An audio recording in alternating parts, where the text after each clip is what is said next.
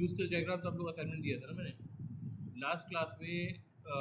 जो स्क्रीनशॉट आपके पास है व्हाट्सएप पे, जरा खोलिए उसको, देखिए और उसको इससे कंपेयर करिए।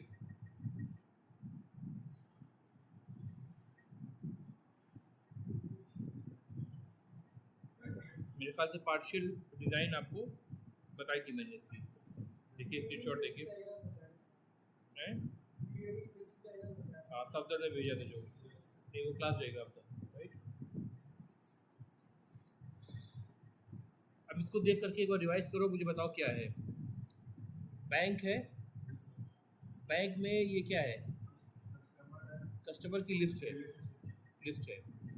अगर ये लिस्ट जो है, लिस्ट का मतलब क्या है, जैसे ये अटेंडेंस शीट है आपकी, it's a list of students, right, ठीक है। Similarly bank has customers, bank से द नंबर ऑफ कस्टमर्स, तो बैंक के पास एक कस्टमर्स की लिस्ट मेंटेन होगी, राइट, है ना। तो जहाँ भी बैंक के पास लिस्ट मेंटेन होगी, इस तरह के सेंटेंस हम बोलेंगे, या हम इस तरह बोले bank has a list of customers, ठीक है। तो वहाँ उसका मतलब क्या होता है कि बैंक में जितने भी एट्रीब्यूट बनेंगे उनमें एक कस्टमर टाइप के कलेक्शन का एट्रीब्यूट भी बनेगा। कलेक्शन का मतलब क्या हुआ, हाँ वो डाटा डाटा स्ट्रक्चर जो मल्टीपल डाटा को अपने अंदर स्टोर कर सकता है, राइट। जैसे कि ये तो लिस्ट है, ठीक है, लिस्ट है सब मीनिंग इन जावा, ठीक है, वो आगे भी पढ़ेंगे। लेकिन अगर हम बेसिक कोई डाटा स्ट्रक्चर की बात करें जो मल्टीपल एलिमेंट्स को स्टोर करता हो, तो वो क्या है, अरे है ना। तो जिस तरह अरे ऑफ इंटीजर हो सकता है, वैसे अरे ऑफ कस्टमर बना सकते हैं। तो आप इस लिस्ट की जगह आप अरे भी एज्यूम कर सकते हैं। उस अरे का देखो, ये मैंने सिंटेक्स लिख रखा है ना, तो ये देखो, customer name of the class, अरे का square bracket open and close, customers is the name of the variable और the reference variable is equal to new customer and then size in the bracket, ठीक है। तो ये भी यहाँ assume कर सकते हो आप, ठीक है, कि लिस्ट की जगह क्या है, अरे है। लिस्ट की जब बात करेंगे तो लिस्ट में फिर आगे आप देखेंगे एक तरह के लिस्ट की बात करेंगे, इसको बोलते हैं हम array list. So that is something what we call as a dynamic array, इसको हम डायनेमिक अरे कहते हैं। तो चाहे आप स्टैटिक अरे की बात करें या डायनेमिक अरे की बात करें, दोनों से ही लिस्ट मेंटेन हो सकती है। और बैंक है list of customers along with other attributes, ठीक है। Similarly, a customer may have his name, his customer ID, है ना, his other details along with list of accounts, because a customer may have more than one account, in fact more than one type of account भी, ठीक है। Demat account भी हो सकता है, saving account भी उसका हो सकता है, करंट अकाउंट भी हो सकता है, and so on, right. List के साथ एक और चीज देखिए, कॉन्टैक्ट डिटेल नाम की एक क्लास है, देख रहे हैं आप, कॉन्टैक्ट डिटेल है, जो कर्सर दिख रहा होगा आपको, ये कॉन्टैक्ट डिटेल है, it's the name of a class, और उसका वेरिएबल है टेम्परेरी कॉन्टैक्ट। फिर कॉन्टैक्ट डिटेल को रीयूज किया है परमानेंट कॉन्टैक्ट, ठीक है। कॉन्टैक्ट डिटेल क्लास ये नीचे बन रखा है, देखिए 1 2 नंबर दे रखा है, यानी every customer have 2 contact detail, वो नहीं हो पा रही है।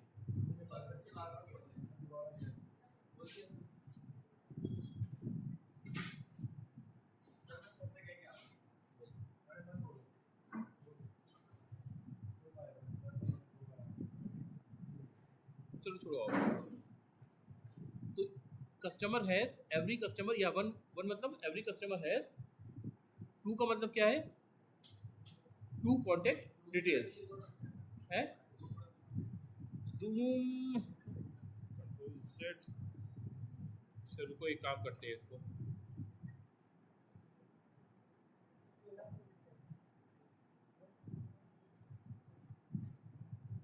पेट में खोल लेते हैं, पेट में तो हो जाएगा इससे मुश्किल है।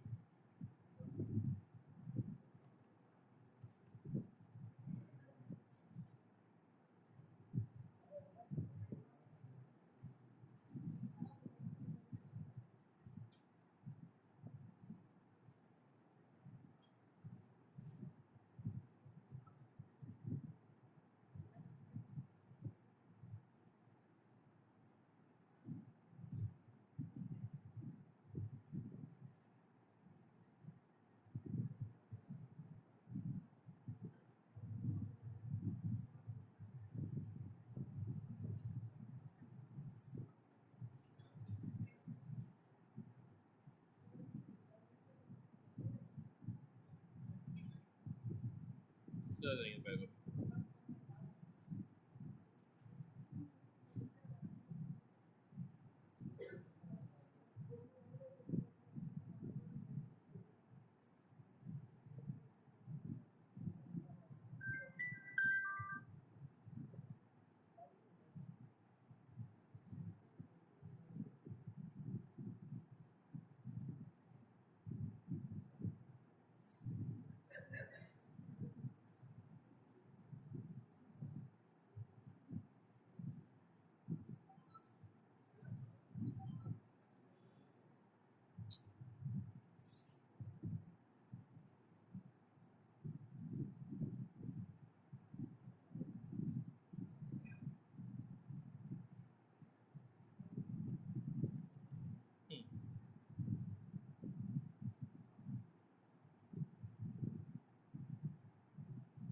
अब ये देखिए कस्टमर में, देखिए अब दिख रहा है,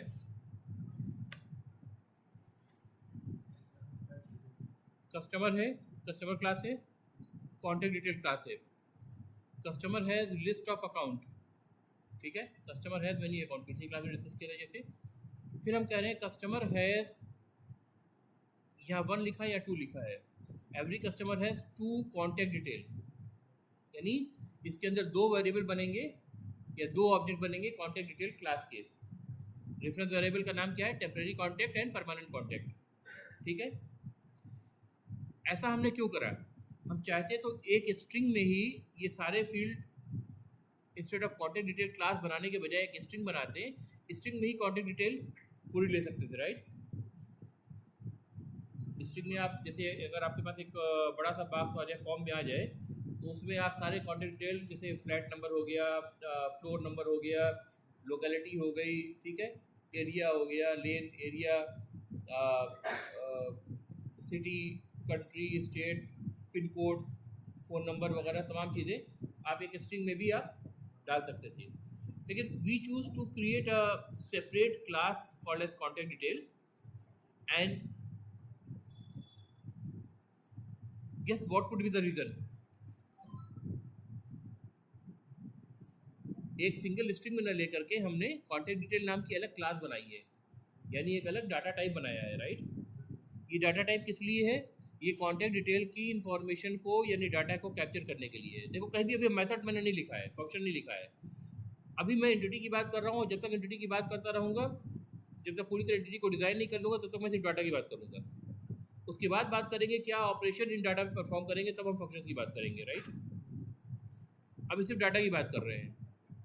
तो कॉन्टैक्ट डिटेल में को मैंने एज अ स्ट्रिंग न लेकर के एक अलग सेपरेट क्लास क्यों बनाई है? क्या रीज़न हो सकता है? फील्ड देखो, पहली फील्ड है पिन, उसके आगे कॉलन लगा है, ये क्लास डायग्राम का नोटेशन है, कॉलन लगा के इसको इंट कर दिया मैंने, ठीक है। फ्लैट नंबर बाइट, ठीक है, जैसे फ्लाइट नंबर 1 2 3 4 इस तरह होता है।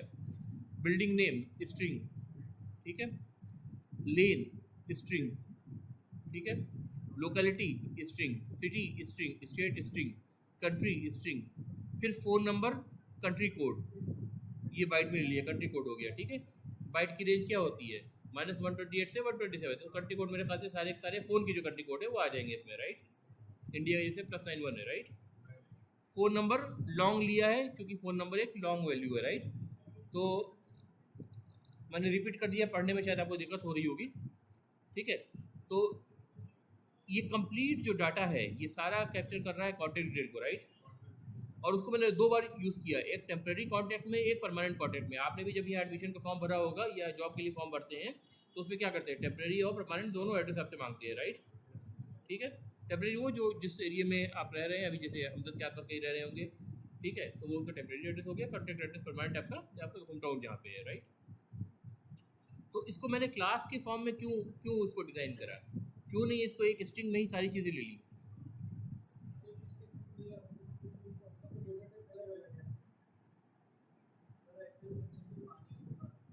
एक्सेस करने में आसानी होगी, मतलब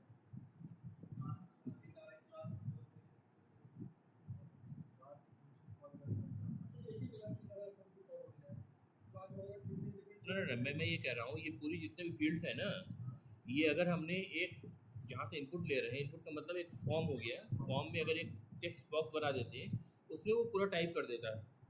वो कहता है कि भाई flat number this, floor first, ठीक है, लेन से फॉर एग्जांपल गली नंबर दिस, ठीक है, एरिया संगम विहार, ठीक है, ऐसे करके सिटी साउथ दिल्ली, लोकेलिटी आपको स्टेट दिल्ली, कंट्री इंडिया, फिर फ़ोन नंबर अपना कंट्री कोड +91, अपना फ़ोन नंबर, ये सब कुछ दे सकता था वो एक ही टेक्स्ट बॉक्स के अंदर एज ए स्ट्रिंग। वो एक स्ट्रिंग में कैप्चर होकर के आती, तो वो ज़्यादा आसान होता।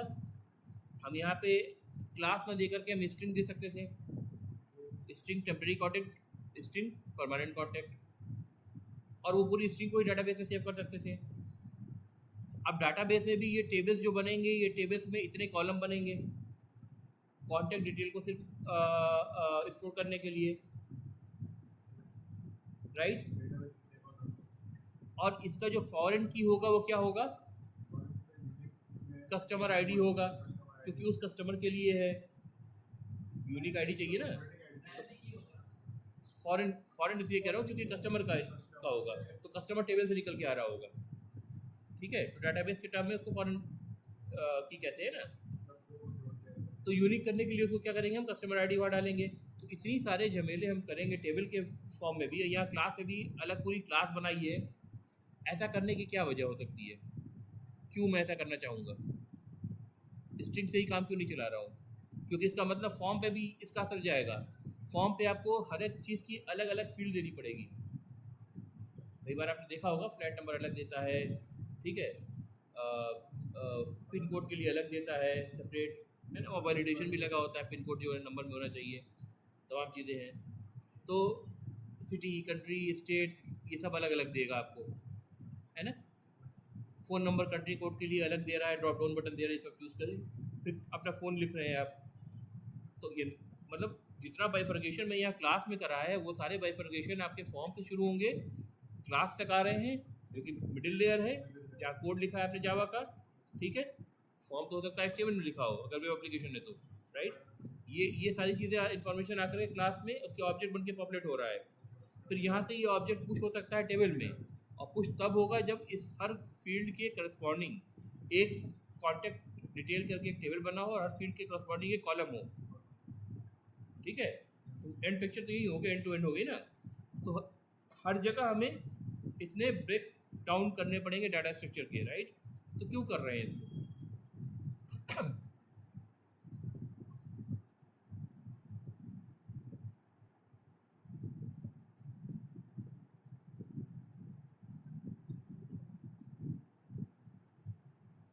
देखो, है फिजिबिलिटी किस टर्म में?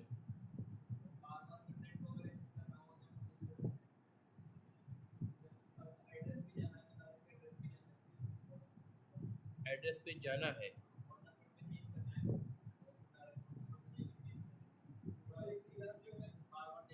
Okay, to some extent yes. जैसे इन्होंने कहा कि भाई हमारे पास इस तरह से ये ऑप्शन होता है कि हम माइक्रो लेवल पे जा कर के हर फील्ड को अलग अलग रीड भी कर सकते हैं और अलग अलग उसको चेंज भी कर सकते हैं। Reporting is the main thing, reporting is the main thing. कल को आपका मैनेजर कहेगा कि भाई ऐसा है कि ये जो पिन कोड 110062 है संगम विहार का, इसमें हमारे कितने कस्टमर्स हैं, तो वो निकालो। तो आप क्या करेंगे, पूरे कॉन्टैक्ट डिटेल को फेच करेंगे, टेम्पररी या परमानेंट कॉन्टैक्ट जो भी है सब तो कॉन्टैक्ट टेबल के अंदर ही जाएंगे, उसको डाटा को फेच करेंगे, कंडीशन क्या लगाएंगे, select everything where pin is equal to 110062। अब वो सारे फेच हो गए, राइट। उसको आप एक अरे में मान लीजिए आपने पॉपुलेट कर लिया। अब उसको बारी बारी एक एक कॉन्टैक्ट डिटेल क्लास के ऑब्जेक्ट में डाल करके, ठीक है, उनके कस्टमर आईडी को फेच कर लेंगे, which could be a foreign की, ठीक है। फिर उनसे फिर दूसरी क्यूरी लिखेंगे कि उन कस्टमर आईडी के डिटेल्स को फेच करके हमें एक रिपोर्ट में पूरी इन्फॉर्मेशन बता दें कि ये कस्टमर ये है, इसका नाम ये है, इसकी एज ये है, इसकी एनुअल इनकम इतनी है, ठीक है। ठीक है। मान लो संगम विहार में वो एक नई ब्रांच खोलने का इरादा रखते हैं। अब वो ये जानना चाहते हैं कि जो कस्टमर्स हमारे हैं उसमें से कितने कस्टमर मिडिल इनकम रेंज के हैं, कितने हायर इनकम रेंज के हैं, ठीक है। उस हिसाब से हम अपने एक्सपेंशन को प्लान करेंगे, ठीक है। तो उसके लिए उनको इन्फॉर्मेशन चाहिए, ठीक है। तो उन्होंने कहाँ से निकाली? वो पिन से निकाली, राइट। पिन जिस भी कॉन्टैक्ट डिटेल के रो का पिन 110062 होगा वो सारे फिच होकर के एक फॉर एग्जांपल अरे में आते हैं। अरे के अलावा और भी डाटा स्ट्रक्चर्स हैं, लेकिन मान लीजिए अरे में आते हैं, ठीक है। अरे में अगर आ रहे हैं तो अरे में आने के बाद फिर उस पर आप आइटरेट करेंगे, एक लूप चलाएंगे और एक एक कॉन्टैक्ट डिटेल का फॉरेन की निकाल के उसके करस्पॉन्डिंग आप कस्टमर टेबल से जा करके क्यूरी लिख करके कस्टमर को फेच कर लेंगे और फिर वो कस्टमर के ऑब्जेक्ट को एक अरे में अलग डाल देंगे। बाद में उनकी पूरी एक लिस्ट आप प्रिपेयर करके रिपोर्टिंग के लिए डाल सकते हैं, राइट। सिमिलरली जैसे इन्होंने कहा एक कस्टमर का कॉन्टैक्ट डिटेल चेंज हुआ, आपके वेब एप्लीकेशन जो होता है बैंक का उसमें लिखा होता है ना अपना फ़ोन नंबर चेंज कर सकते हैं, राइट, अपना पिन कोड चेंज कर सकते हैं, एड्रेस चेंज कर सकते हैं। तो जो जो पैरामीटर चेंज हुए उसको इंडिविजुअली जा करके चेंज करके डाटाबेस में उसमें पुश करना पॉसिबल है। अगर ये कंप्लीट एक स्ट्रिंग होती है तो बड़ी प्रॉब्लम होती। प्रॉब्लम क्या होती कि जब कस्टमर आपका अपने कॉन्टैक्ट डिटेल को एंटर कर रहा होगा तो हो सकता है वो फ्लैट नंबर पहले लिख दे और बिल्डिंग नंबर बाद में लिख दे, बिल्डिंग नेम बाद में लिख दे, ठीक है। हो सकता है हर एक के बीच वो कॉमा लगाता जाए, हर इंफॉर्मेशन के बीच, यानी flat number, building number, locality, lane, city, state, हर एक के बीच कॉमा लगाए। कोई हो सकता है डैश लगाता जाए, कोई स्पेस देता जाए। तो अब इसको आप पार्स कैसे करेंगे? कोई एक यूनिक स्टैंडर्ड नहीं ना है, आप पार्स नहीं कर पाएंगे फिर उसको, ठीक है। तो अब यहाँ पे हमारी रिक्वायरमेंट क्या थी कि हम इंफॉर्मेशन को उस माइक्रो लेवल तक ब्रेक करें जिसकी हमें जहाँ तक हमें ज़रूरत पड़ सकती है, and we can foresee this, ठीक है। तो हमने एक क्लास सेपरेट बनाया कॉन्टैक्ट डिटेल और उसको हम रीयूज कर रहे हैं for temporary contact and permanent contact, ठीक है। इसी का दो दो रेफरेंस वेरिएबल बना रहे हैं ना, क्लियर है, ठीक है। ये चीज़ जो है ये क्या है, कस्टमर में और कॉन्टैक्ट डिटेल में कौन सा रिलेशनशिप है? इनहेरिटेंस है क्या? कस्टमर में और कॉन्टैक्ट डिटेल क्लास में क्या रिलेशनशिप है? इनहेरिटेंस का है क्या? नहीं, मैं क्या कह रहा हूँ, कस्टमर के एट्रीब्यूट से ठीक है, कॉन्टैक्ट डिटेल के एट्रीब्यूट से ठीक है, मैं कस्टमर क्लास और कॉन्टैक्ट डिटेल क्लास की बात कर रहा हूँ। इन दोनों में किस टाइप का रिलेशनशिप बन रहा है? क्या इनहेरिटेंस का रिलेशनशिप बन रहा है? इनहेरिटेंस नहीं बन रहा है। इनहेरिटेंस देखो तब बनता है जब यहाँ पे देखो ये क्या है, ये आप देखो this is account class, right. Account के नीचे आप देखो डिज़ाइन देखो कैसा क्लास डायग्राम में मेंशन्ड है, वो सेविंग अकाउंट है, करंट अकाउंट है, डीमैट अकाउंट है, से एरो ऊपर जा रहे हैं। तो saving account is a type of account, current account is a type of account, demat account is a type of account. तो इन दोनों के बीच हमने क्या लिखा है, ये जो फ्रेज यूज़ करा है इज फ्रेज यूज़ करा, राइट। यानी saving account is a account कहना वैलिड है, demat account is a account कहना वैलिड है। तो जब इज ए कहना वैलिड होता है उस जगह इनहेरिटेंस लगता है। यहाँ पे क्या है, कस्टमर, यहाँ पे क्या लिखूंगा, हैज लिखूंगा, right. Has what? He has contact detail और he has rather temporary contact and permanent contact and both are of contact detail, ठीक है। इसको बोलते हैं, क्या बोलते हैं इसको, कंपोजिशन, इसको कंपोजिशन बोलते हैं। तो यहाँ कंपोजिशन है और ये क्या था, ये इनहेरिटेंस था, ठीक है। तो डिज़ाइन की दो बात आपको समझ में आई। आप नए derived user defined data type के लिए आप तब जाएंगे जब इन्फॉर्मेशन जो आप कैप्चर करना चाहते हैं वो मल्टी वेरिएट इन्फॉर्मेशन है, यानी मल्टीपल वेरिएबल्स में चाहिए उसको इन्फॉर्मेशन, ठीक है। एक स्ट्रिंग में कर सकते थे सेव, लेकिन फिर उसको प्रोसेस करना हमारे लिए मुश्किल हो जाएगा हमारी रिक्वायरमेंट के हिसाब से, राइट। तो हमने क्या करा भाई, कॉन्टैक्ट को अलग क्लास बनाया, अब इसमें हमारी सारी चीज़ें सेपरेटली हैं, जिस लेवल की ग्रेनुलरिटी हमें चाहिए, जिस लेवल की ग्रेनुलरिटी चाहिए उस लेवल तक हम जा सकते हैं, ठीक है, ओके। तो जहाँ जहाँ आप हैज़ देख रहे हैं उसका मतलब वो कंपोजिशन है, या इंटर्न कहें कि कस्टमर क्लास का एक या एक से ज़्यादा ऑब्जेक्ट बैंक में है, बैंक हैज़ कस्टमर, अरे है बन रही है, अरे बन रही है तो अरे ऑफ कस्टमर्स बन रही है, यानी मल्टीपल ऑब्जेक्ट्स बनेंगे उसके अंदर। कस्टमर हैज अकाउंट, तो अकाउंट का लिस्ट ऑफ अकाउंट दिख रहा है, इसका मतलब यहाँ अरे से रिप्लेस कर सकते हैं हम, अरे भी हो सकती है, या जो मैंने कहा अरे लिस्ट भी हो सकती है, विच इज द डायनेमिक अरे, जो आगे मैं पढ़ाऊंगा आपको। ठीक है, ठीक है। बेसिकली एक कलेक्शन टर्म यूज कर रहा हूँ मैं इन जनरल समझाने के लिए, ऐसा डाटा स्ट्रक्चर जो मल्टीपल वैल्यूज को स्टोर कर सके, राइट। तो customer has a list of account, इसका मतलब एक ऐसा स्ट्रक्चर जो मल्टीपल अकाउंट्स को होल्ड कर सके। तो ये क्या है, ये कस्टमर में अकाउंट के इंस्टेंसेस आ रहे हैं ना, कस्टमर में कॉन्टैक्ट डिटेल का इंस्टेंस आ रहा है टेम्पररी कॉन्टैक्ट के नाम से, रेफरेंस वेरिएबल। सिमिलरली कस्टमर में कॉन्टैक्ट डिटेल का एक अलग इंस्टेंस या रेफरेंस वेरिएबल बन रहा है परमानेंट कॉन्टैक्ट डिटेल। तो जहां भी आप हैज देखेंगे, कंपोजिशन देखेंगे, उसका मतलब एक क्लास का ऑब्जेक्ट दूसरे क्लास में जा रहा है, ठीक है, यानी वो क्लास दूसरी क्लास का एट्रीब्यूट है, either as a single valued attribute और अ कलेक्शन एट्रीब्यूट। समझ में आ रही बात भाई? Similarly account has KYC detail, ठीक है। तो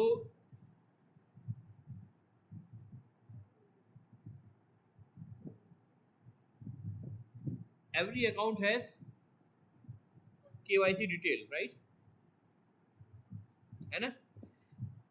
नहीं, KYC डिटेल ये जो हमने बनाया, ये देख रहे हैं आप, every account has one KYC detail.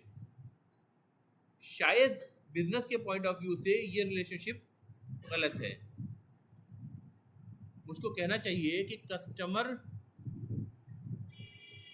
Has KYC detail, ठीक है।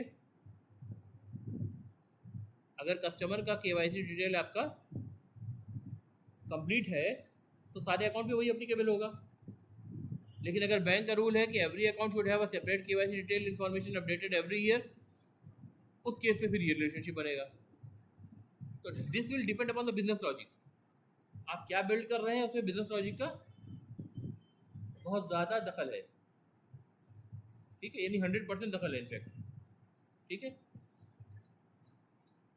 There will be fields of KYC detail also, जैसे फॉर एग्जांपल KYC डिटेल में हो गया आपका, क्या होगा बताओ, टाइप, किस टाइप का KYC डॉक्यूमेंट है, आधार कार्ड है, से फॉर एग्जांपल रेंट एग्रीमेंट है, क्या है, ठीक है। उसका यूनिक नंबर होगा, यूनिक आईडी होगा, KYC आईडी होगी,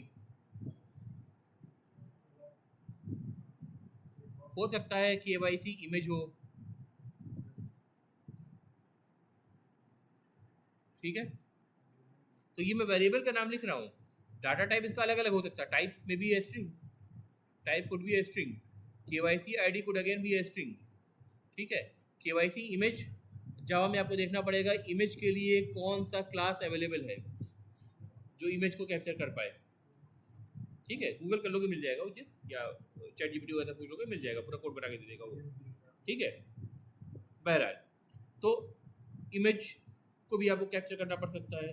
अगेन आइदर कस्टमर और account depending upon the business logic that will be link to the KYC detail, one relationship, every customer will have one KYC detail, ठीक है, correct.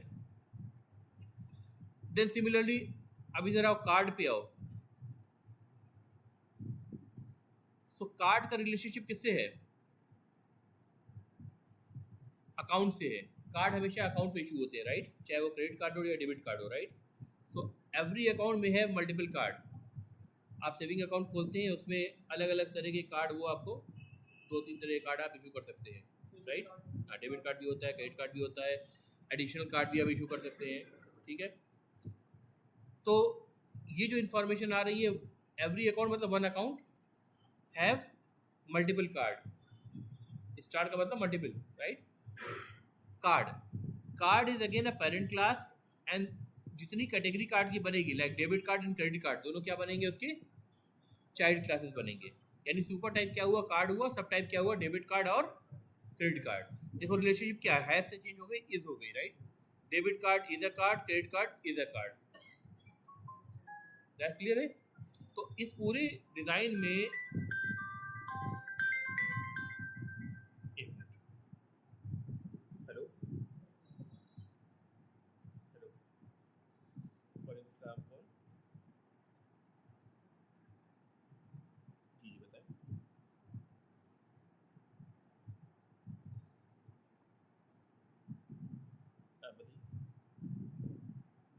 जी जी जी बोल रहा हूँ।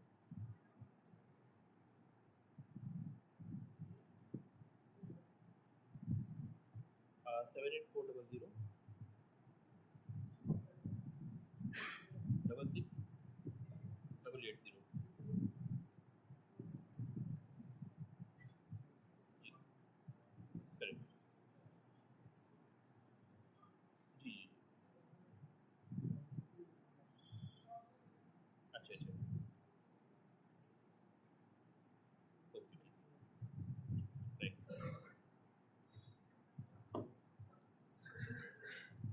ठीक है भाई। तो अब ये बताओ, ये देखो आप, पूरे इस डिज़ाइन में एक अच्छी खासी डिज़ाइन है, ठीक है। इस डिज़ाइन में इनहेरिटेंस आपको दिख रहा होगा दो जगह इस्तेमाल हो रहा है, राइट। कहाँ कहाँ इस्तेमाल हो रहा है? एक अकाउंट और डिफरेंट टाइप्स ऑफ अकाउंट्स के बीच, जैसे saving, current, demat, NRI, NRO account, different types of account है, राइट। सिमिलरली एक कार्ड में और डिफरेंट टाइप्स ऑफ कार्ड में, बाकी जितने भी रिलेशनशिप आपको दिख रहे हैं वो कौन सा रिलेशनशिप है? वो सारे हैज़ रिलेशनशिप है, यानी कंपोजिशन है, राइट। सारे कंपोजिशन है। इनका मतलब क्या है कि अगर बैंक हैज़ कस्टमर कह रहा हूँ तो कस्टमर का ऑब्जेक्ट बैंक में बनेगा, ठीक है। या कस्टमर का टाइप एज एट्रीब्यूट बैंक में जाएगा, बैंक क्लास में जाएगा, करेक्ट, ठीक है। तो ये इनिशियली क्या होता है कि अक्सर कंफ्यूज करते हैं स्टूडेंट कि कहाँ इनहेरिटेंस लगाना है, कहाँ पे कंपोजिशन लगाना है। आप सेंटेंस बोल के देखो, अगर ये सेंटेंस आपको लॉजिकल लग रहा है, जैसे मैं कह रहा हूँ सेविंग अकाउंट इज अकाउंट, तो लॉजिकल है बात, राइट। तो यहाँ पे इनहेरिटेंस का रिलेशनशिप बन जाएगा, ठीक है। कौन सी क्लास पेरेंट क्लास बनेगी, कौन सी क्लास चाइल्ड क्लास बनेगी? अकाउंट पेरेंट बनेगी या सेविंग अकाउंट पेरेंट बनेगी? अकाउंट बनेगी। क्यों? क्योंकि आप कह सकते हैं saving account is a account, current account is a account, लेकिन आप account is a saving account कहें तो नॉट नेसेसरली, ठीक है। सर्टेनिटी से नहीं कह सकते आप, राइट, ठीक है। तो हमेशा सेविंग अकाउंट चाइल्ड बन रहा है और अकाउंट आपका करेंट क्लास बन रहा है। Same goes with credit card, debit card and the card relationship. हाँ, debit card is a card, credit card is a card, लेकिन हम ये नहीं कह सकते card is a debit card, not necessarily वो क्रेडिट कार्ड भी हो सकता है, ठीक है, ठीक है। और जहां आप देखें कि किसी क्लास का वेरिएबल दूसरी क्लास में जा रहा हो, जैसे अकाउंट का वेरिएबल कस्टमर में जा रहा हो, तो वहां कंपोजिशन लगेगा, ठीक है। अकाउंट का लिस्ट ऑफ अकाउंट बन रहा है ना, इसके अगर एट्रीब्यूट्स इस जो कस्टमर का एट्रीब्यूट है वो अगर अकाउंट क्लास का वेरिएबल से बन रहा है तो इसका मतलब ये कंपोजिशन कहलाएगा। क्लियर है भाई?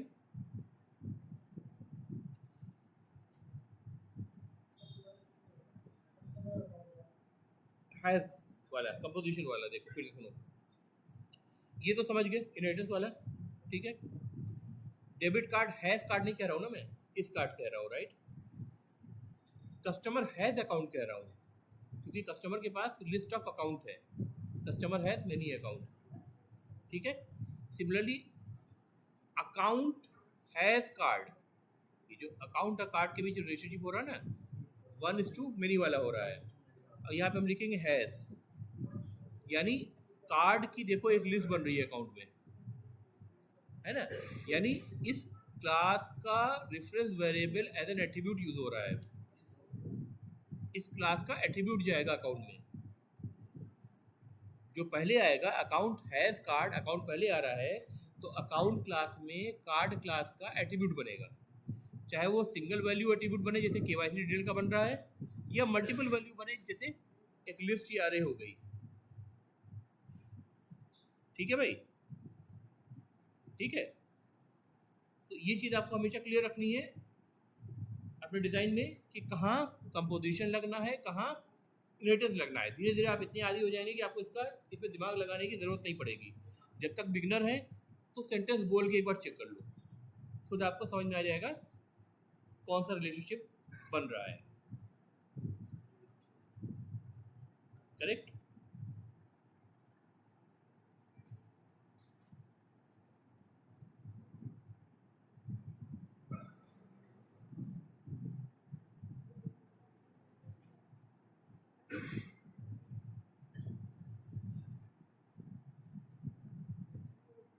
अब देखो ये देखो,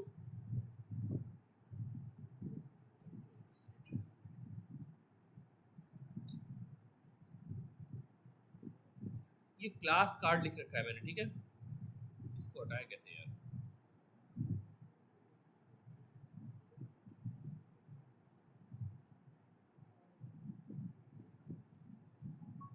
क्लास कार्ड है राइट, कर्ली ब्रेसेस शुरू होता है, कर्ली ब्रेसेस तो खत्म होगा कोड, यहाँ पे कुछ कोड लिखी हुई है, एट्रीब्यूट्स होंगे, मेथड्स होंगे, लिखे होंगे।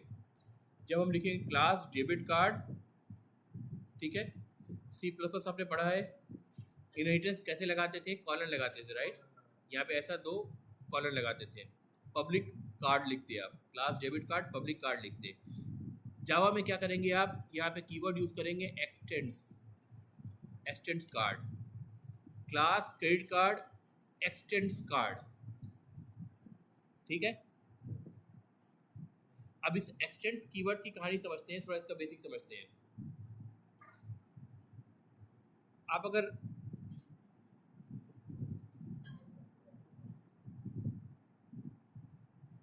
ये वाला जो डायग्राम है इसको ध्यान से देखो, card debit card credit card के बीच जो रिलेशनशिप है, अगर मैं आपसे पूछूं कार्ड में क्या क्या एट्रीब्यूट जाएंगे, कार्ड में क्या क्या एट्रीब्यूट जाएंगे, तो क्या बताएंगे आप बोलेंगे कार्ड का नंबर जाएगा, कार्ड नंबर, नेम हो गया, डेट ऑफ बर्थ हो गया, और बताओ सीवीवी हो गया, ठीक है, एक्सपायरी डेट हो गया, और स्टार्ट डेट क्या बोलते हैं उसको, जिस डेट से कार्ड इशू होता है, इशू डेट, वो तो एक्सपायरी डेट होता है, वैलिड होता है, वैलिड डेट को एक्सपायरी डेट होता है, एक इशू डेट होता है, किसी भी नाम से बोलते हैं, मुझे याद नहीं आ रहा क्या बोलते हैं उसको। तो ये सारे वेरिएबल बनेंगे, तो ये सारे वेरिएबल चाहे डेबिट कार्ड हो चाहे क्रेडिट कार्ड हो, दोनों में अनचेंज रहेंगे, ये वो वेरिएबल्स हैं, दोनों में अनचेंज है। तो जो चीज़ कॉमन है उसको आपने क्या करा, ना डेबिट कार्ड में रखा ना क्रेडिट कार्ड में रखा, बल्कि एक लेवल ऊपर ले आके कार्ड में रख दिया, है ना, ताकि वो इनहेरिट होकर के दोनों का पार्ट बन जाए, ठीक है। सिमिलरली अकाउंट में जो आपके फील्ड्स बनेंगे, जो सेविंग अकाउंट के लिए भी, डीमैट अकाउंट के लिए भी, एनआरआई अकाउंट के लिए भी, एनआरओ अकाउंट के लिए भी, सबके लिए कॉमन होंगे, उसको आप अकाउंट क्लास के अंदर डिफाइन करेंगे, यानी कॉमन चीज़ को आप ऊपर ले गए। तो मैं ये कह सकता हूँ ये जो वेरिएबल्स और जो मेथड्स कार्ड के अंदर डिफाइंड होंगे, इनको मैं कह सकता हूँ this is something called as generalization. Generalized है नहीं है, ये सारे चाइल्ड क्लास के लिए जनरलाइज्ड है, वो सब इनहेरिट करेंगे, सारे चाइल्ड क्लास इनहेरिट करेंगे, राइट राइट, क्लियर है। अब डेबिट कार्ड का मैं पूछूं, डेबिट डेबिट कार्ड में से फॉर एग्जाम्पल, अच्छा ये तो सारे वेरिएबल का मैंने कहा, एक मेथड का भी एग्जांपल ले लेते हैं। मेथड बताओ कार्ड में क्या हो सकता है, जैसे फॉर एग्जांपल से पे ऑनलाइन, ठीक है, पॉइंट ऑफ सेल पे पे कर सकते हैं, ऑनलाइन भी पे कर सकते हैं, ई कॉमर्स वेबसाइट पे, तो पे ऑनलाइन इज अ मेथड। पे online method will also become the part of debit card and credit card, यानी दोनों से आप पे ऑनलाइन कर सकते हैं, right, just like variables, right. अब कहूँ मैं कि डेबिट कार्ड में फिर ये सारी चीज़ें इनहेरिट होके आ रही हैं, तो डेबिट कार्ड में फिर मैं वो चीज़ कोड करूँगा जो एक्स्ट्रा होंगी, जो स्पेसिफिक होंगी डेबिट कार्ड के लिए। जैसे एग्जांपल बताओ, किसी मेथड का नाम बताओ, क्या मेथड हो सकता है? कैश विड्रॉल, ठीक है, वैसे कैश तो क्रेडिट कार्ड से विड्रॉ हो सकता है, ठीक है, but debit card is more for cash withdrawal, चलो हम मान सकते हैं। या अगर मोर रियलिस्टिक लें तो चेक विड्रॉल एक मेथड ये हो गया, ठीक है। चेक विड्रॉल अगर मेथड की हम बात करें तो डेबिट कार्ड और क्रेडिट कार्ड अगर दोनों में अगर ये मेथड होगा तो दोनों अलग अलग तरह से बिहेव करेगा, राइट। डेबिट कार्ड में कैसे बिहेव करेगा, आपकी कार्ड की लिमिट मान लो 1 लाख रुपए है, आपकी कार्ड की लिमिट 1 लाख है, ठीक है, आपने 50 के की एक परचेज का ऑर्डर डाला, पेमेंट की कोशिश करी, ठीक है। अगर आपके अकाउंट में 60K है तब तो 1 लाख की लिमिट को ऑनर करके 50K पे कर देगा। अगर आपके अकाउंट में 40K है तब तो पेमेंट नहीं होगा। ये जो वैलिडेट और चेक विड्रॉ मेथड है, इसका जो इम्प्लीमेंटेशन है डेबिट कार्ड में, ये स्पेसिफिक है एज पर the rule of debit card. Credit card में ऐसा नहीं है, आपका अकाउंट बैलेंस जीरो हो कोई मतलब नहीं है। अगर आपकी लिमिट 1 लाख है तो आप 1 लाख का परचेज कर सकते हैं, 20 दिन 25 दिन के बाद जब आपकी बिलिंग साइकिल आएगी तब आप पे कर सकते हैं। तो ये जो इन्फॉर्मेशन है, ये चाहे एट्रीब्यूट के फॉर्म में मैं बात करूँ या फंक्शंस की या मेथड्स की बात करूँ, ये स्पेसिफिक चीज़ है, ये जनरलाइज नहीं है। ये सब जनरलाइजेशन था, इसको क्या बोलेंगे? इसको बोलेंगे स्पेशलाइजेशन, इसको बोलेंगे, ठीक है। और जनरलाइजेशन और स्पेशलाइजेशन को कहने का एक और तरीका होता है कि जैसे debit card is a child class, so debit card is going to inherit everything which is generalized or in the card class or in the super type class, plus it will extend the specialized attributes and the behavior for debit card. तो extend use कर रहा हूँ मैं, extension हो रहा है debit card में, right. जैसे आपके पेरेंट हैं, उन्होंने एक उनके गांव में एक घर होगा, ठीक है। आपने प्रॉपर्टी में अपने एसेट में क्या एक्सटेंड करा कि जब आपने जॉब करी तो यहाँ पे एक दिल्ली में एक फ्लैट ले लिया। तो आप जब इनहेरिट करेंगे तो आपके पेरेंट की गांव की प्रॉपर्टी जो लैंड है वो भी मिल रही है आपको, और आपने जो अपनी प्रॉपर्टी बनाई है, फ्लैट बनाया है, वो एक्सटेंशन है उसका, राइट। कीवर्ड जावा क्या यूज कर रहा है, देखिए,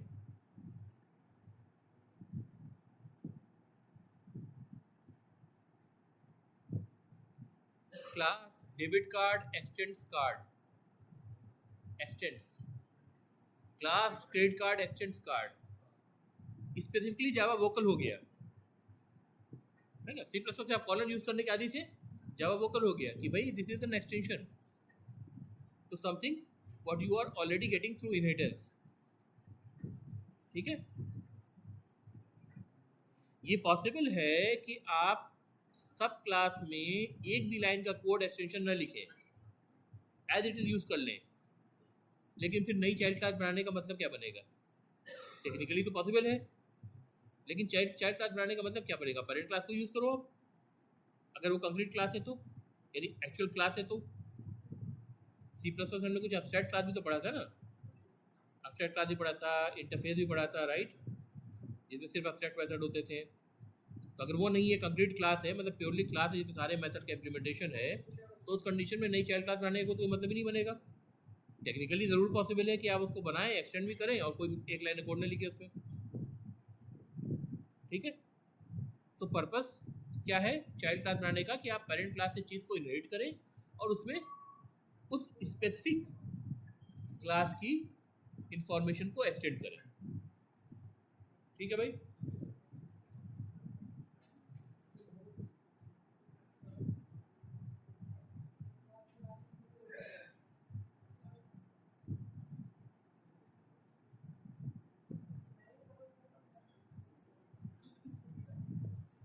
क्या भाई, कोई डाउट है?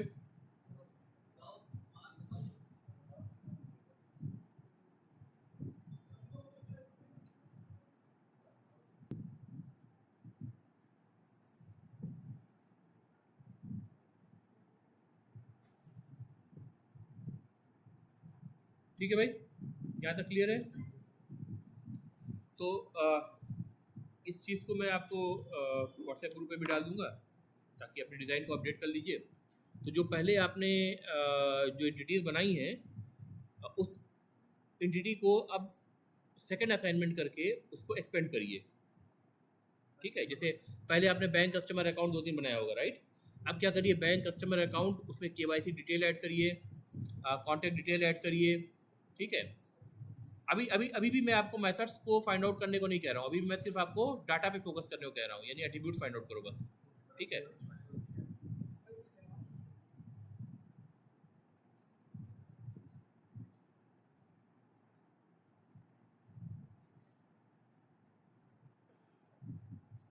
बेटा ये जो तुमने बनाया है ना, ये तुमने बेसिकली डाटाबेस का यूज़ कर रखा है technique, entity relationship diagram type का बना दिए हैं।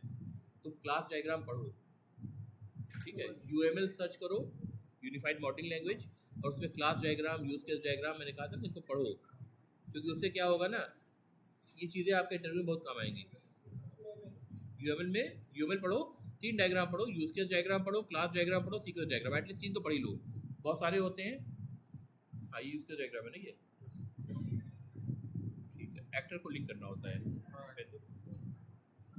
इस तरह एक्टर आप डिनोट करते हो, और जो जो हाँ जो जो फंक्शंस आप यूज़ कर रहे हो ना, उसको जैसे चेक बैलेंस, ठीक है, डिपॉजिट फंड, ठीक है, विड्रॉ फंड, ये सब ये हो गया। अब अकाउंट ओपन करना है ना, ओपन अकाउंट, तो ये भी कर सकता है, और आपका एजेंट, ये एडमिन तो नहीं होगा, एजेंट होगा, जैसे बैंक का एजेंट होता है ना, तो इसका एक जैसे सब क्लास बनता है ना, वैसे सब एक्टर बना सकते हो, तो तुम बना लो एजेंट, ठीक है, उससे ये भी कर सकते हो इस तरह से, ठीक है।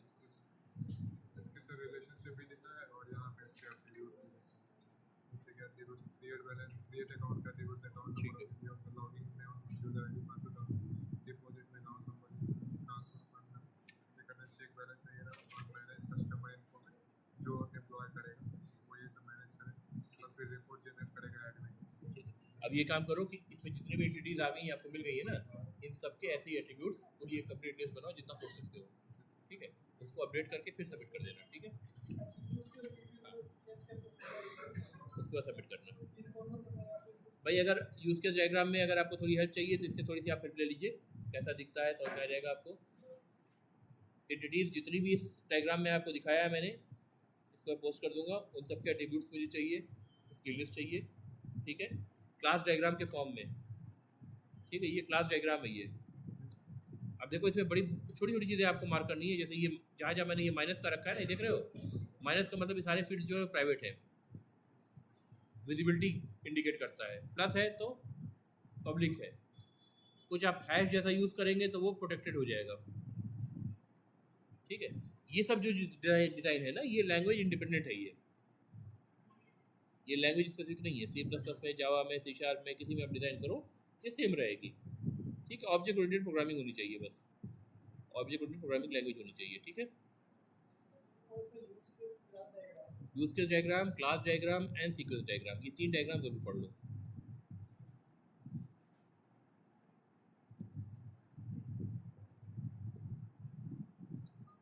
ठीक है। असाइनमेंट जल्दी जल्दी कोशिश करो, लेक्चर लास्ट लेक्चर जो मैंने डाला था उसको उसको उसकी रिकॉर्डिंग पढ़ो, मैंने डाला भी था ग्रुप में आपके, इस लेक्चर का भी डालूंगा, इसको भी एक बार पढ़ना ठीक से, ठीक है। तो कोड पे बढ़े आगे थोड़ा,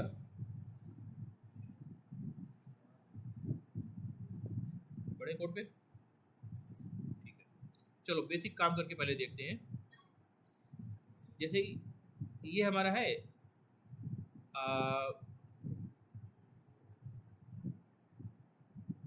सिंपल सा रिलेशनशिप, कार्ड में, डेबिट कार्ड और क्रेडिट कार्ड में इनहेरिटेंस का रिलेशनशिप, इसको सेपरेटली मॉडल करके देखते हैं, ठीक है, इसको मॉडल करके सेपरेटली देखते हैं।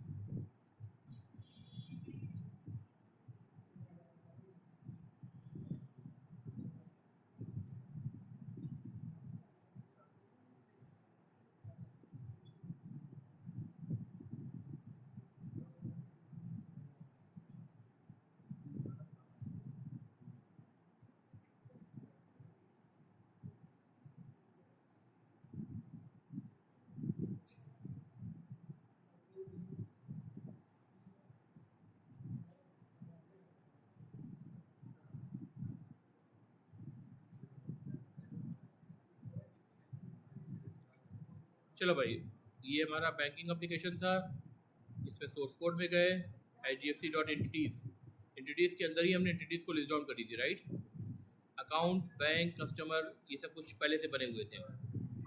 इसमें कार्ड, क्रेडिट कार्ड और डेबिट कार्ड, 3 चीज़ हमको चाहिए, राइट। तो हम पहले सिंपली एंटिटी बना लेते हैं, क्लास, न्यू क्लास करके, से फॉर एग्जांपल कार्ड, मेन चाहिए हमको, नहीं चाहिए, नहीं चाहिए, एंटिटीज़ में हमको मेन नहीं चाहिए, ठीक है, ये एंटिटी बन रही है सिंपल। स्टार्ट ऐप जो था इसके अंदर मेन था, स्टार्ट ऐप को रन करना था, इसके लिए इसके अंदर मेन मेथड था, इसके अंदर हम ऑब्जेक्ट बना रहे थे, ठीक है, वो एक अलग सी बात है। अदरवाइज हम जो एंटिटी बना रहे हैं, एंटिटी के अंदर किसी भी एंटिटी के अंदर मेन की ज़रूरत नहीं है। कार्ड बनाया हमने, फिर अब क्या करें, new class debit card, right, debit card, C capital होना चाहिए कन्वेंशन के हिसाब से, राइट। अब ये क्लास जो है इसकी सुपर क्लास क्या होगी, कार्ड होगी। तो ये सुपर क्लास आप देख रहे हैं, इसको ब्राउज कर लीजिए, ब्राउज करके यहीं पर इसको कार्ड कर दीजिए, कार्ड आ रहा है, देखो कार्ड कई जगह दिख रहा है, राइट। एक कार्ड java.awt.card लेआउट दिख रहा है, इसमें भी दिख रहा है। एक जावा एक्स में भी स्मार्ट कार्डियो कुछ करके दिख रहा है इस पैकेज के अंदर कार्ड, ठीक है। आप अपना देखिए, HDFC एंटिटीज जो बैंकिंग HDFC.entities पैकेज है और बैंकिंग प्रोजेक्ट है जिसके SRC फोल्डर के अंदर मौजूद है, ये वाला कार्ड आपको चूज़ करना है, ठीक है। आपने चूज़ कर लिया, फिनिश, अपने आप लिख करके आ गया public class debit card extends card. तो अब कार्ड में जितने भी एट्रीब्यूट्स बनाएंगे, मेथड बनाएंगे, वो सारे क्या बन जाएंगे, डेबिट कार्ड का पार्ट बन जाएंगे, इनहेरिट होकर के वो सारी चीज़ें डेबिट कार्ड में आ जाएंगी। सिमिलरली अब हमें क्या बनाना है, credit card, right, new class credit card, और दोबारा से हम यहाँ पे क्या करेंगे, ब्राउज करके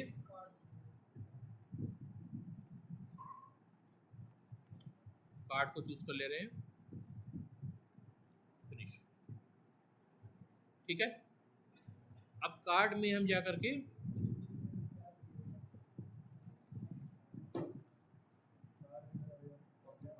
वो चीज़ें लिखेंगे जो कि कॉमन होंगी डेबिट कार्ड के लिए और क्रेडिट कार्ड के लिए भी, ठीक है, जनरलाइजेशन वाला पार्ट। बताइए, card holder name, right, string card holder name, और बताइए, ओके, नंबर तो लॉन्ग वैल्यू से आ जाएगा, लॉन्ग वैल्यू में कैप्चर हो जाएगा, लॉन्ग कार्ड नंबर, क्रेडिट भी आएगी, चलो, डेट ऑफ बर्थ, ठीक है, मान लो मैं स्ट्रिंग में डेट ऑफ बर्थ कर लेता हूँ, अदरवाइज डेट करके अलग क्लास भी होती है, डेट टाइप करके वो भी यूज़ कर सकते हैं। फिलहाल स्ट्रिंग में मैं डेट ऑफ बर्थ सिंपल रखने के लिए कर लेता हूँ, ठीक है।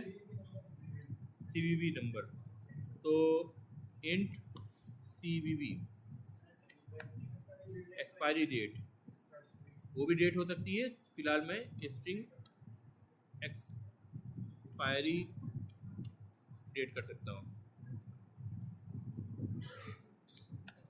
इशू डेट, इशू डेट, ठीक है, फ्रॉम होता है ना, फ्रॉम टू इतना होता है। और कुछ बचा, नॉर्मली 3 इन्फॉर्मेशन होती है, राइट, ठीक है। हाँ, जाहिर सी बात है बैंक का नाम भी होगा, ठीक है, वो कॉमन चीज़ है ना, वो कॉमन है ना। अच्छा, वो कॉमन अगर तुम करना चाह रहे हो, ठीक है, एक काम करो,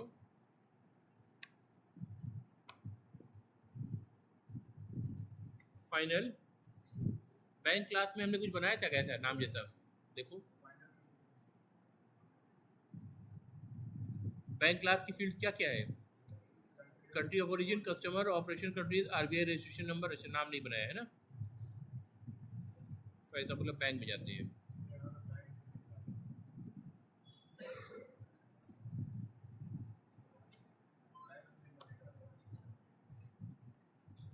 प्राइवेट स्ट्रिंग, पब्लिक भी कर सकते हैं, इनफैक्ट पब्लिक ही करते हैं इसको, चलो पब्लिक फाइनल, चेंज नहीं होगा ना भाई बैंक का नाम, एक बार जो असाइन कर दिया चेंज नहीं होगा। भले ही इस एप्लीकेशन को हम अलग अलग बैंक के लिए यूज़ करें, हर बैंक में क्या करेंगे उसको कस्टमाइज कर देंगे। फ़र्क बस इतना रहेगा कि हम यहाँ पे जो नेम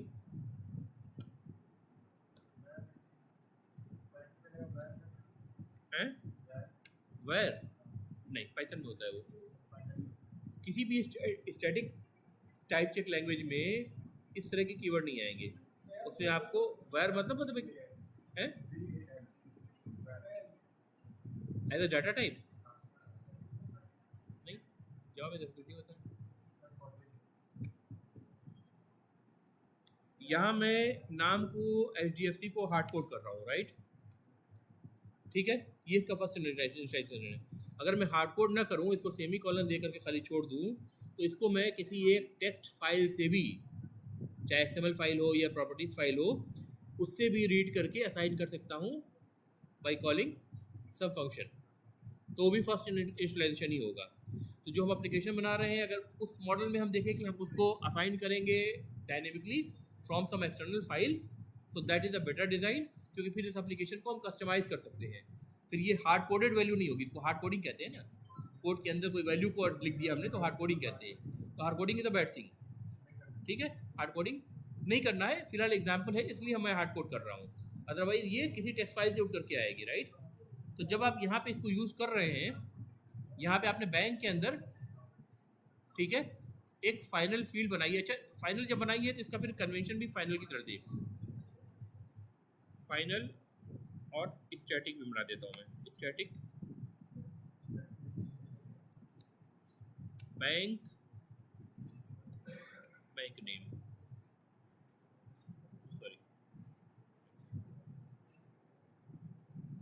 ठीक है, देखो कर्सिव हो गया, ये इंडिकेट कर रहा है आईडी कि क्या है, ये कांस्टेंट है, ये कांस्टेंट है, कांस्टेंट है क्योंकि फाइनल है, ये जो भी चीज़ फाइनल बन रही है वो कर्सिव में आ जाएगी, और उसका कन्वेंशन यही होगा, capital letter all, different words अगर आ रहे हैं, मल्टीपल वर्ड्स आ रहे हैं तो अंडरस्कोर से आप उसको डिस्टिंग्विश करेंगे। तो जावा का कोड कन्वेंशन में किसी कांस्टेंट को बनाने का जो कन्वेंशन है वो ये है, कन्वेंशन के आइडेंटिफायर का को लिखने का, ठीक है।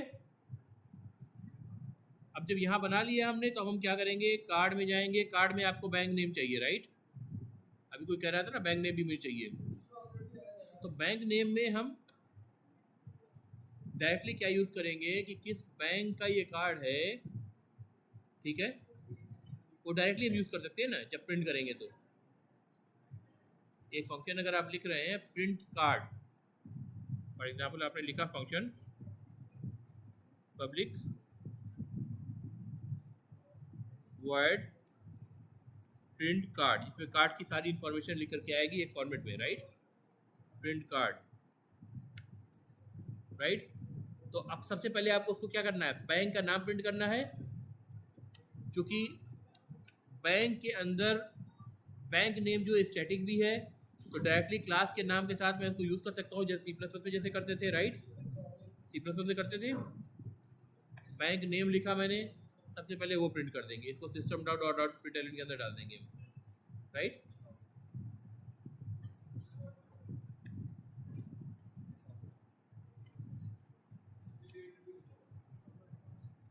उठा के यहाँ से ले आओ और यहाँ डाल दो, ठीक है।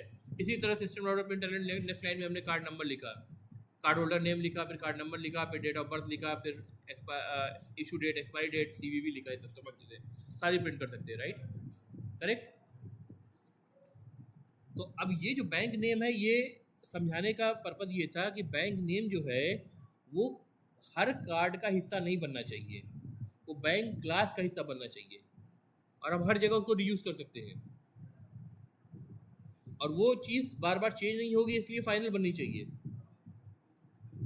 और कन्वीनियंस के लिए कि हमें उसको ऑब्जेक्ट ना बनाना पड़े, उसको मैंने स्टैटिक भी बनाया, वही सब जो C++ से आप पढ़ के आए हैं। फाइनल स्टैटिक वैसे हम जावा में दोबारा से पढ़ेंगे, ठीक है, टेंशन नहीं लेना है, लेकिन जिनको याद है वो सारे कंसेप्ट वही सारे यूज़ कर रहा हूँ मैं, ठीक है भाई। रिकॉर्डिंग जब देखिएगा तो एक बार फाइनल और स्टैटिक इन C++ जरा से वीडियो देख लीजिएगा, जब रिकॉर्डिंग इसकी देखिएगा आप, तो C++ में फाइनल या स्टैटिक क्या होता है वो देख लीजिएगा, ये जावा में देख सकते हैं, ठीक है। वैसे पढ़ाएंगे हम आपको, वो अलग बात है, पर देख लेंगे तो पहले से एक रहेगा, तो उस वक्त दिमाग में पक्का बैठ जाएगा, फिर कोई डाउट्स होंगे, नई चीज़ें आएंगी तो वो भी हो जाएगी। फाइनल कीवर्ड क्या होता है, स्टैटिक कीवर्ड क्या होता है, C++ में पढ़ चुके हैं ऑलरेडी, ठीक है, ऑब्जेक्ट ओरिएंटेड प्रोग्रामिंग वाली क्लास में।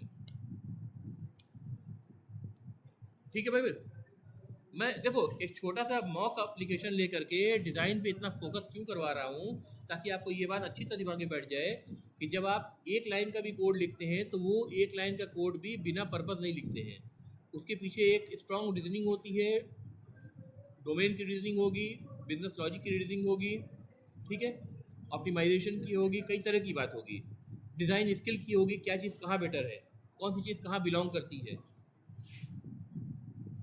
तो ये सब चीज़ें उसका पार्ट होंगी, राइट।